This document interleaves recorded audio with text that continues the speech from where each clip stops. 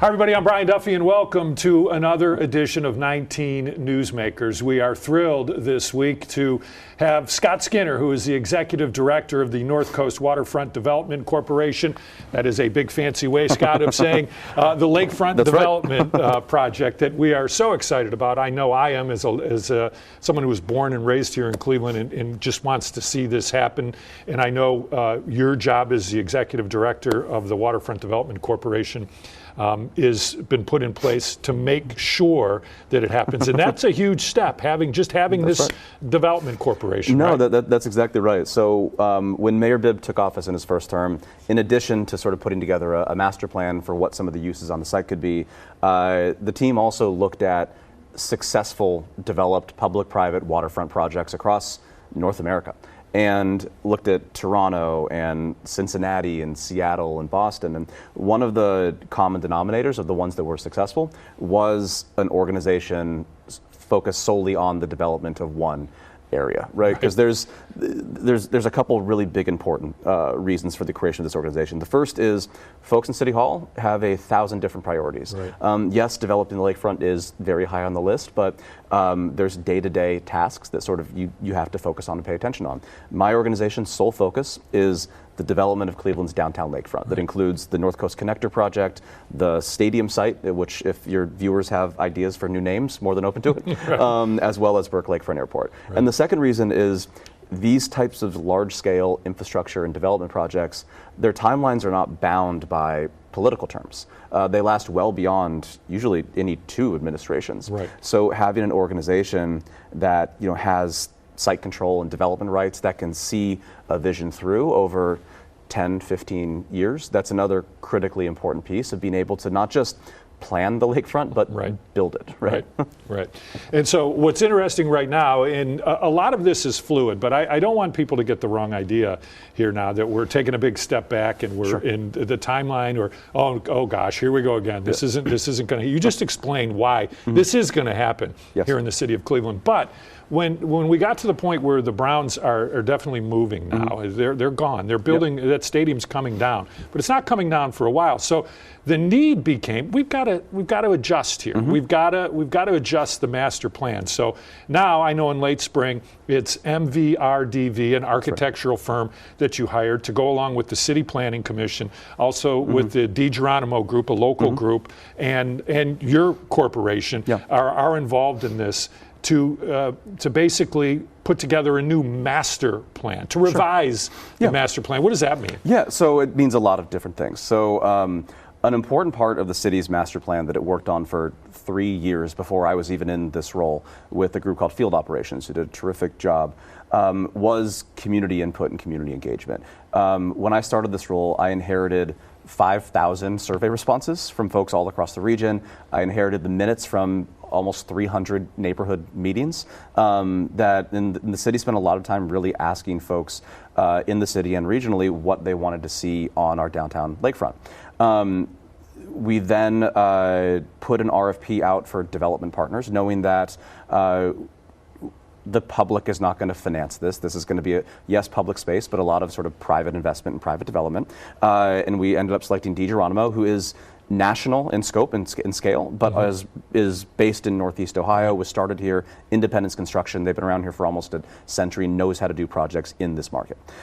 We then realized we needed a planning firm.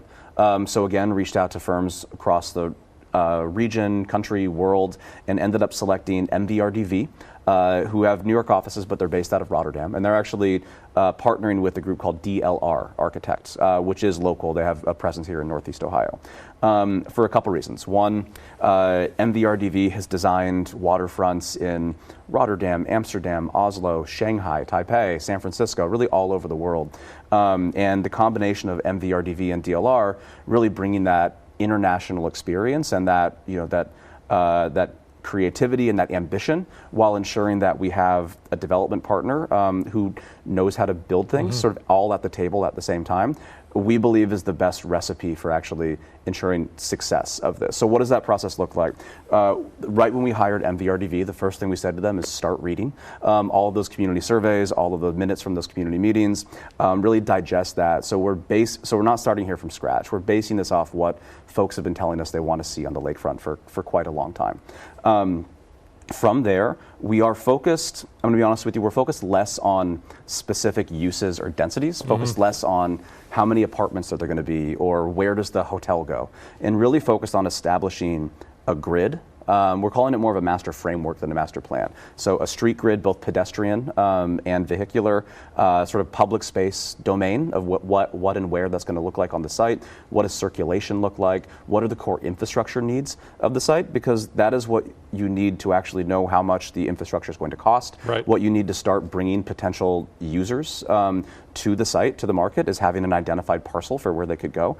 And really ensuring that there's flexibility in this plan. Because without, and I want to set your viewers' expectations as well, without a stadium which is set to be demolished at the end of the 2028 season, so throughout 2029, this is a 50 to 60 acre site. It is a new neighborhood in Cleveland. It is a huge amount of waterfront land, and this is a decade-plus development project now. Now it is. Because this has changed, the Browns moving has changed the scope of this completely. Correct. So it's a decade-plus development project that there could be users that whose companies have not started yet that we could be talking to about leasing office space in 6 or 7 years, right? So it's really focusing on developing a framework that sort of defines your street grid and your infrastructure plan, but also allows for flexibility for users that we may not even be considering yet, and to respond to market conditions that we don't necessarily know about yet. Right.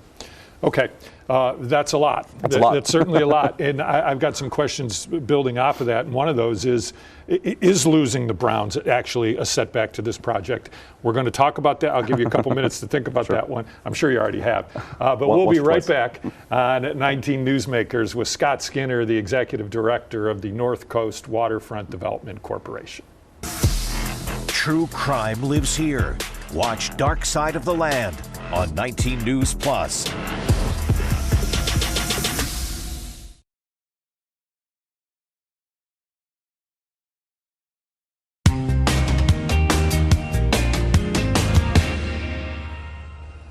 Welcome back, everyone. Brian Duffy on this edition of 19 Newsmakers, this streaming show, this podcast, a chance for us to bring in people in our community who are kind of shaping the future, the present of our community. Scott Skinner is here, the Executive Director of the North Coast Waterfront Development Corporation. So the Browns leave. Here you are. You've got this master plan for lakefront development. Yeah. Kind of, I don't want to say built around an NFL stadium, but that was a big part of it. It's a large anchor. Right. And now it's gone. And so it changes the scope of everything. Let me put you on the spot a little bit. Was that a setback when the stadium left, when the Browns left, or was that just a bigger opportunity now? Because you've already mentioned this a little bit on just now this turns into a whole city neighborhood. How are you envisioning, how are you looking at this now? So I would call it an opportunity for reimagining of the site. And a couple things I want to sort of lay the foundation for before we can talk about how it impacts timing directly. The first is, yes, the Browns are moving to Brook Park, but the city and Haslam Sports Group last year reached a settlement agreement that, while they're moving, really catalyzes the development of our downtown lakefront. And that includes $25 million to neighborhoods across the city. That includes the Browns actually demolishing the stadium before they leave, which is an enormous cost. And that includes $45 million to the development of this site of our downtown lakefront that actually allows us to start right away on some permanent public space and some infrastructure work. So that's one. So yes, they've left, but really just impressed with the ability of the city and Haslam Sports Group to reach a settlement agreement that could benefit the lakefront after what was transparently a contentious year and a half. Right. Two, I think it's important to note that yes, while the Browns are leaving, with the Rock Hall and the Great Lakes Science Center still on the site, you still have two large anchors that are bringing between the two of them, almost 1 million visitors a year. That's a large number of people and a lot of energy and momentum that you can build off of. Additionally, the North Coast Connector project, which I can talk about what it is, that work has not stopped or slowed down at all. So the North Coast Connector is a $450 million infrastructure project that includes three things. The first is construction of a pedestrian-only land bridge that connects the Huntington Convention Center, Mall C, to the waterfront. So can't wait to see that. So right now, if you leave the convention center, you can see the water in front of you. It's about 300 yards as the crow flies. It's like a 45-minute walk to get down there. Right, you can't because you're get going there. down 9th or down 3rd, crossing the highway, right? Right. This turns that into a 5-minute walk Right. to get down there. So that's one. Two is a realignment of the shoreway as it bisects downtown. Right. So right now you have a highway that is separating a prime development site and an asset for Clevelanders from the rest of downtown. So that shoreway, a portion of Main Avenue Bridge will be demolished. The shoreway will become what looks and feels like a city boulevard. 35 miles an hour, sidewalks and bike lanes, signalized intersections.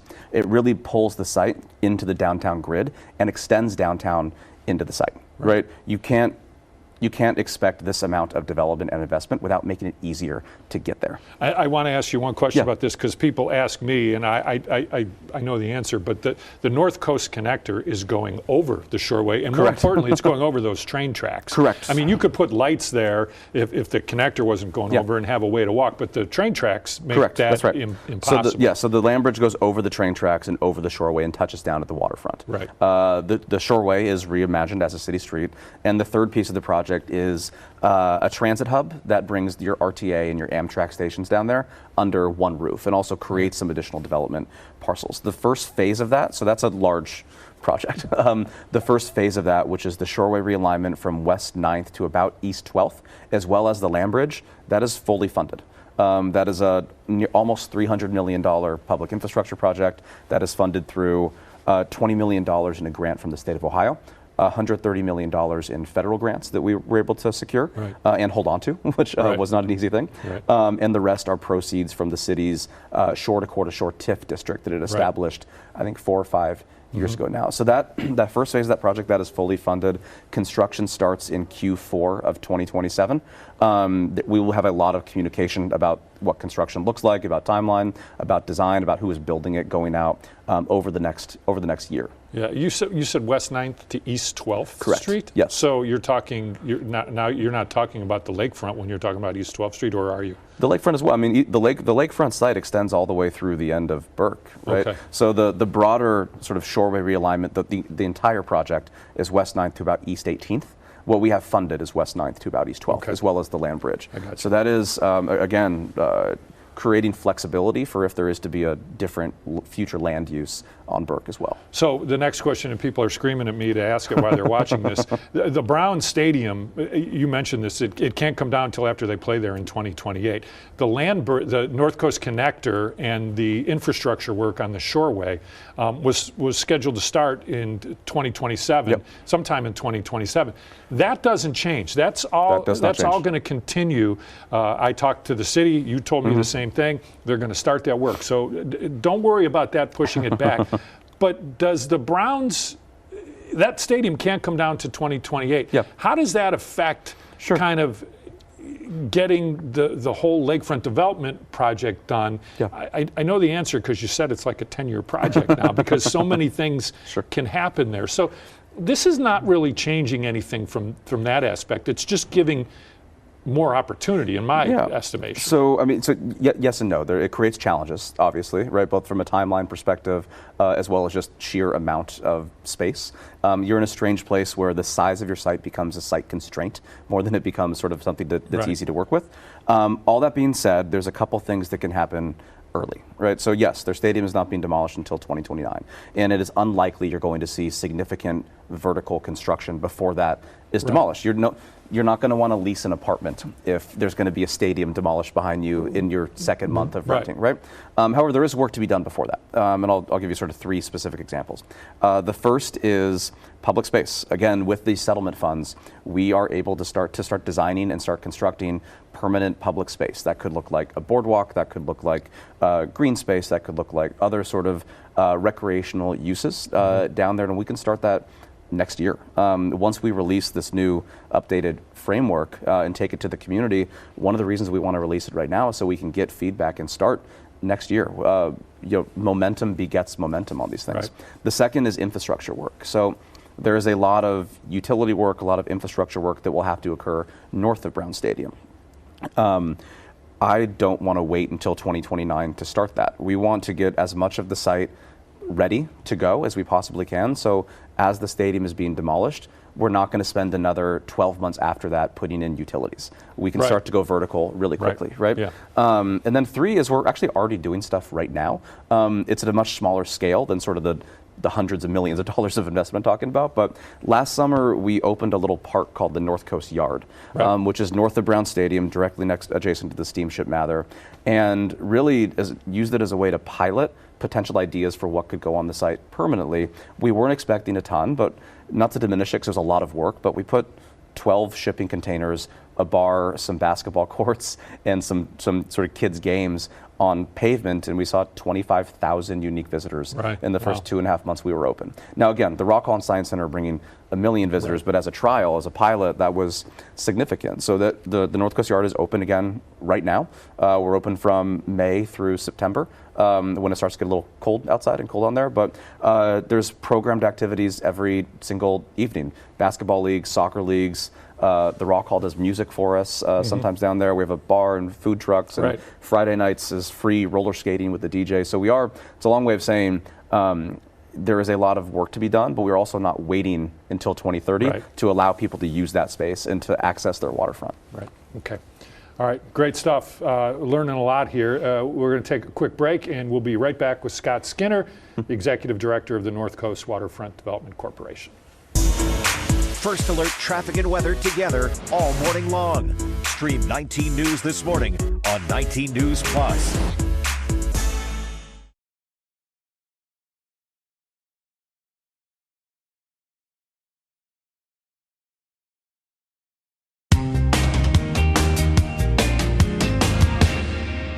Hi everybody, welcome back to another edition of 19 Newsmakers. We're joined by Scott Skinner, the Executive Director of the North Coast Waterfront Development Corporation.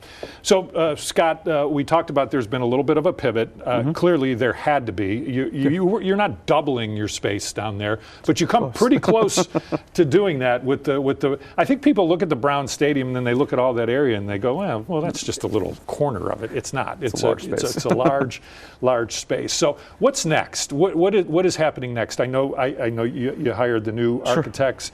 You're working with DeGeronimo, Independence Construction, the City Planning Commission. I know that in the next 30 days or here, you're hoping to have something to present to the people. That's right. So in the next 30 days, we will have some early sort of framework plans, again, infrastructure plans, with some renderings that people can sort of react to and digest. That's an important piece of it.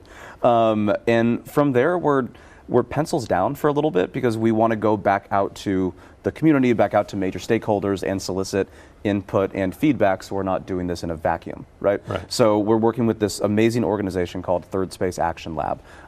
So once this goes out into the world, we will be doing multiple times per week, sort of neighborhood block club meetings, salons to get feedback from folks, a couple larger events to like sort of present how we're thinking about this. We will be talking to our stakeholders, the folks who are down there with us, Rock Hall, Science Center, Port, Downtown Cleveland Inc., all of these important groups. We will be presenting this for information to Design Review and City Planning Commission to get their feedback. After that process, we will then sort of evaluate all of that. We will interpret all of that and put together what we hope is a final version of a master framework plan that can be adopted by Cleveland City Planning and Cleveland City Council that allows us to start to move forward with actual development and construction. Right. And when you say a final master plan, that comes with the thought process that not that things could change, the infrastructure work is going to go, but there are, like you mentioned before, there's companies that aren't even here yet that you could be working with for that site, and you don't know if we're going to build 250. So I guess you don't need any help from me, but of course I'll take all the help I can get. But you've got to couch this a little bit. This is going to happen, but there are things that can change. This is a moldable process. If you designed the world today in 2016, it would look different than you imagined then, right? As we're thinking about a 10 to 15-year development project, yes, we need to put a framework that has design guidelines that ensures that everything that is built in the future meets a certain standard, is world-class, that view corridors of the water and of downtown are intact, that public space is a large part of the plan, all of those things. But it also has to be flexible enough to adapt to changing times. Right now, we know generally how many parking spots we need for an apartment complex or for a hotel. As transportation continues to evolve, that might be different. So building in flexibility into those plans is one of the most important things we can do. So whether it's my organization or me or me in the future, we're able to sort of adapt parcel sizes and adapt the plan to fit users that we think could benefit the site. That being said, all of that will be underlaid by a set of core principles and core values that was really a result of the initial master plan that the city did, that underlies how we evaluate any future use moving forward. Right. I'm going to ask you one more question. I think we've got time, and it's about this North Coast connector, because I think this is, I really think this is going to be a pivotal part of this, just because it's connecting part of downtown to another part that we never had a connection for. But that seems like a massive project. Like it's like, you start thinking about building bridges, and this can't be any different than a bridge where traffic is going over or anything like that. This really has to be done right, because you just don't want a big slab of concrete going from the mall right down to the waterfront. I've seen some renderings of that. How sure are you at this point, or how sure is anybody at this point what that is really going to look like? So the renderings you've seen of the land bridge, they wrap around a stadium. So it would be foolish to design and build the exact same land bridge with an entirely different site condition. Because you don't have to. Because we don't have to. So we are evaluating sort of what that land bridge wants to look like, and how you, because it needs to do two things, right? It needs to connect people from downtown to the waterfront. It also needs to be a great experience on its own. It needs to look good. At least look, when you go to the High Line in New York City, you go to it just to go to the High Line. It's not just a means of transport, it's an experience unto itself. And that's what we have the opportunity to build here, something that is more akin to a floating park than a means of transportation, right? So we have to get this right, and where we are in that process is the city has brought on an owner's rep, just to ensure there's not a lot of cities that have done something of this scale. So to ensure that we have engineers at the table that are sort of guiding everyone through this process. And later this year, the city will release an RFP for what's called a progressive design builder. So a firm that will actually do the final design and then ultimately construct the project as well. So I would say over the course of 2027, you're going to see additional images coming out. You're going to see additional renderings and design ideas for all of these things before we get to a final set that we will actually construct and build. But it is a monumental project. It's an enormous undertaking, and we're also doing this in the middle of our downtown as well, right? So I always say, I want to ensure folks that we've done many traffic studies, and in the long term, once this is built, really it facilitates people getting into downtown a little bit easier. It makes it a little bit longer, very little bit longer to go through downtown, but it facilitates people get into downtown much easier. And you're talking about the shoreway there. Correct, correct. Okay. All right, Scott, thank you so much. I appreciate you coming in. Very informative. I think people are really interested in this and really like to get the latest. So that's why you're here. We're gonna put you on the spot and bring you back again very soon, probably right after the 30 days when we get another master plan out there. That's Scott Skinner, the Executive Director of the North Coast Waterfront Development Corporation. Thank you so much for watching this edition of 19 Newsmakers. We are streaming at 6:30 every Monday night.